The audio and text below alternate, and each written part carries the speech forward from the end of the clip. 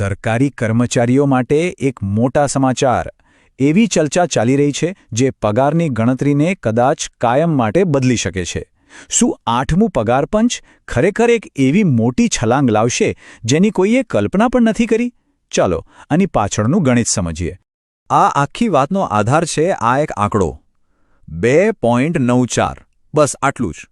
પણ આ એક નાનકડો આંકડો આવનારા સમયમાં પગારની આખી વ્યવસ્થાને હલાવી શકે છે. પણ સૌથી મોટો સવાલ તો એ જ છે કે શું આ આંકડો ખરેખર સાચો છે કે પછી ખાલી એક અફવા? આની પાછળ કોઈ તર્ક છે? અને આ આંકડો આવ્યો તો આવ્યો ક્યાંથી? ચાલો આ બધા સવાલોના જવાબ શોધીએ. તો આ આખી ચર્ચા શરૂ ક્યાંથી થઈ? એની પાછળ છે સરકારની એક તાજેતરની જાહેરાત, એક એવો નાનકડો ફેરફાર જેણે આટલી મોટી અટકળોને જન્મ આપ્યો છે. અહીંયા છે મુખ્ય મુદ્દો. વા જાણે એમ છે કે સંરક્ષણ મંત્રાલયે સરકારી ક્વાર્ટરની ફાળવણી માટે પરિવારની જે વ્યાખ્યા હતી એને થોડી મોટી કરી છે. હવે આમ જુઓ તો આ એક સામાન્ય નિયમ જેવો ફેરફાર લાગે, પણ એની અંદર જે છુપાયેલું છે ને એ બહુ મોટું છે. અને આ કોઈ અટકળ નથી, આ સીધું જ સંરક્ષણ મંત્રાલયની પ્રેસ રિલીઝમાંથી છે. એમાં સાફ સાફ લખ્યું છે કે હવે પરિવાર એટલે ખાલી પતિ પત્ની અને બાળકો નહીં, પણ જો માતા પિતા અને ભાઈ બહેન પણ આશ્રિત હોય તો એમને પણ ગણવામાં આવશે. આ એક ખૂબ જ મહત્વનો બદલાવ છે. અને સરકારે આ નિર્ણય અમસ્તો જ નથી લીધો. આની પાછળ 2007નો એક કાયદો છે જે માતાપિતા અને વરિષ્ઠ નાગરિકોની સંભાળ પર ભાર મૂકે છે. એટલે સરકાર પોતાના આ પગલાંને એક કાયદાકીય આધાર આપી રહી છે. ઓકે, તો સરકારી ક્વાર્ટરના નિયમમાં ફેરફાર થયો એ તો સમજાયો, પણ એને પગાર સાથે શું લેવા દેવા? આ બંને વસ્તુઓ એકબીજા સાથે જોડાયેલી કેવી રીતે છે? ચાલો હવે સીધા ગણિત પર આવીએ. આ સમજવા માટે પહેલાં એક શબ્દ સમજવો પડશે: ફેમિલી યુનિટ. આ એક જાતનું માપ છે. પગાર પંચ આનો ઉપયોગ એ ગણતરી કરવા માટે કરે છે કે ભાઈ એક સામાન્ય પરિવારને ઘર ચલાવવા માટે ઓછામાં ઓછા કેટલા રૂપિયા જોઈએ, અને એના પરથી જ લઘુત્તમ પગાર નક્કી થાય છે. અહીંયા જ આખી ગેમ બદલાઈ રહી છે. જુઓ, 7મા પગાર પંચમાં પરિવાર એટલે 3 યુનિટ, જેમાં પોતે, જીવનસાથી અને 2 બાળકો. પણ હવે નવી વ્યાખ્યા મુજબ જો આશ્રિત માતાપિતાને પણ ગણીએ, જેમના 1.6 યુનિટ છે, તો કુલ યુનિટ સીધા 4.6 થઈ જાય છે. આ કોઈ નાનો સૂનો નહીં, પણ બહુ મોટો જમ્પ છે.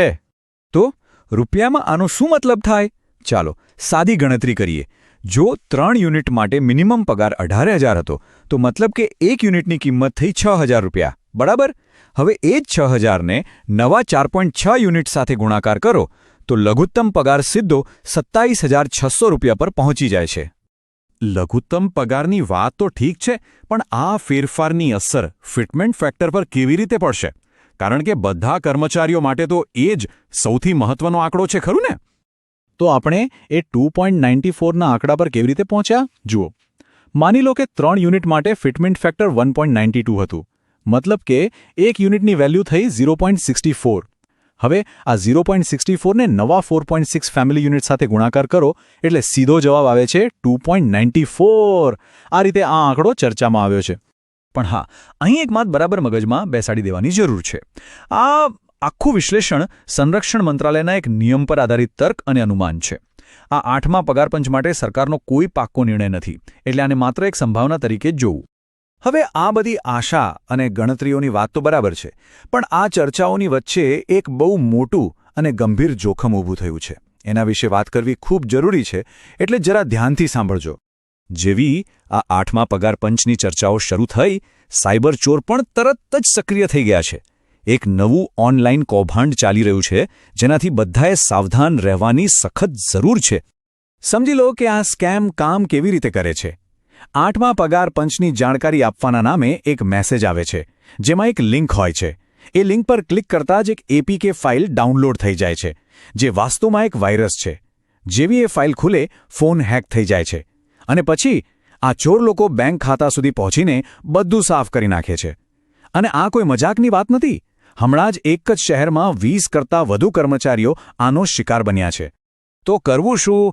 એક જ નિયમ યાદ રાખવાનો છે: કોઈ પણ અજાણી લિંક પર ક્લિક કરવાનો જ નહીં. અને હા, જો કોઈ ઓળખીતી વ્યક્તિ પણ પગાર પંચની આવી કોઈ APK ફાઇલ મોકલે તો પણ એને ખોલતા પહેલાં 100 વાર વિચારજો. સાવધાનીમાં જ સલામતી છે. તો આખી વાતનો સાર એ છે કે એક તરફ આવાસ નીતિમાં થયેલો ફેરફાર ભવિષ્યમાં પગાર વધારાની એક મોટી આશા જગાવે છે, પણ બીજી તરફ આ જ આશાનો ફાયદો ઉઠાવીને જે ઓનલાઈન કૌભાંડો થઈ રહ્યા છે એનાથી બચવું પણ એટલું જ, બલકે એનાથી પણ વધારે જરૂરી છે. અને અંતે આ આખી વાત આપણને એક મોટા સવાલ પાસે લાવીને ઊભી રાખે છે. આપણો સમાજ બદલાઈ રહ્યો છે, પરિવારનો અર્થ વિસ્તરી રહ્યો છે, માતા પિતાની જવાબદારી વધી રહી છે. તો શું સરકારની નીતિઓએ પણ સમય સાથે બદલાઈને આ નવી વાસ્તવિકતાને સ્વીકારવી ન જોઈએ? આ એક એવો સવાલ છે જેના પર વિચારવું જરૂરી છે. લેટ્સ અપડેટ 13 સાથે જોડાયેલા રહો. સાચા સમાચાર, સરકારી અપડેટ અને મહત્વપૂર્ણ માહિતી માટે ચેનલને સબસ્ક્રાઇબ કરો અને બેલ આઇકોન દબાવવાનું ભૂલશો નહીં. Stay update, stay smart.